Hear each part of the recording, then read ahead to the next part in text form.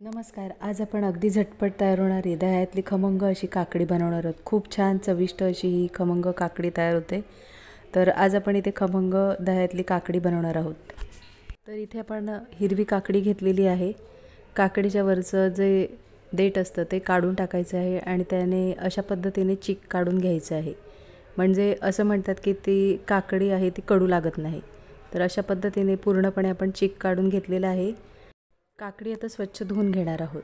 तर इथे काकडी धुवून झालेली आहे आणि आता आपण किसणीवर किसून घेणार आहोत. तुम्हाला जर वरची सालं आवडत नसेल तर तुम्ही काढून घेऊ शकता. तर इथे मी काकडी कवळी आहे त्याच्यामुळे मी अशीच घेतलेली आहे. जर तुम्हाला सालं काढून घ्यायची असतील तर तुम्ही घेऊ शकता. इथे आपण जाड बाजूने आपण किसणीने काकडी छान किसून घेतलेली आहे. तर इथे काकडी किसून झालेली आहे. आता आपण कांदा आणि मिरची चिरून घेणार आहोत. कांदा छान बारीक चिरून घ्यायचा आहे. कांदा चिरून झालेला आहे. आता कोथिंबीर बारीक चिरून घ्यायची आहे. कोथिंबीर चिरून झालेली आहे. आता इथे लाल आणि हिरवी मिरची चिरून घ्यायची आहे.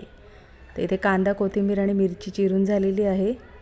आता एका बाउलमध्ये आपण जी किसून घेतलेली काकडी आहे ती आपण बाउलमध्ये घेणार आहोत.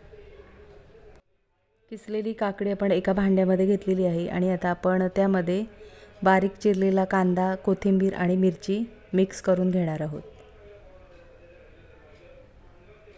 तर इथे कांदा, मिरची आणि कोथिंबीर छान मिक्स करून घेणार आहोत.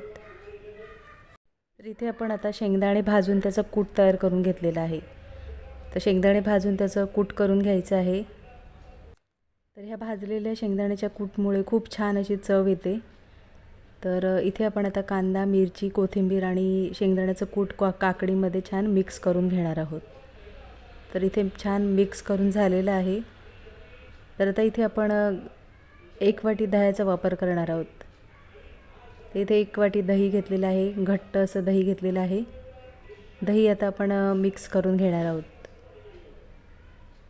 खूप छान चविष्ट अशी ही दह्यातली काकडी तयार होते. नक्की करून बघा.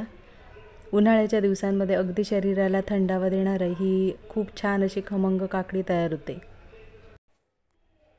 तर इथे दही छान मिक्स करून झालेलं आहे. आता आपण चवीनुसार मीठ. इथे तुम्हाला जर साखर आवडत असेल तर तुम्ही साखरेचा वापर करू शकता. म्हणजे आंबट, तिखट, गोड अशी ही खमंग काकडी तयार होते. तर इथे मी साखरेचा वापर केलेला नाही आहे. तुम्हाला जर आवडत असेल तर तुम्ही साखरेचा सुद्धा वापर करू शकता. तर इथे मीठ छान आपण मिक्स करून झालेलं आहे.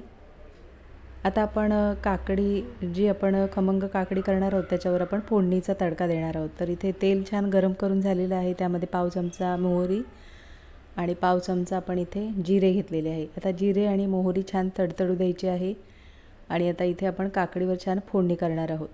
खूप छान अगदी खमंग चविष्ट अशी ही काकडी तयार होते. नक्की रेसिपी करून बघा.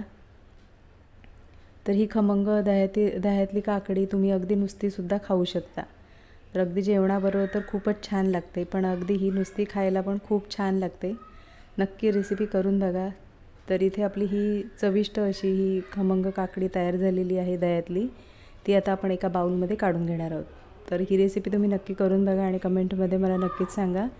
आजची रेसिपी आवडली असेल आणि चॅनलवर नवीन असलं तर चॅनलला सबस्क्राईब करा आणि व्हिडिओ आवडला असेल तर लाईक शेअर करा. पुन्हा भेटू अशाच चमचमीत नवीन रेसिपीमध्ये.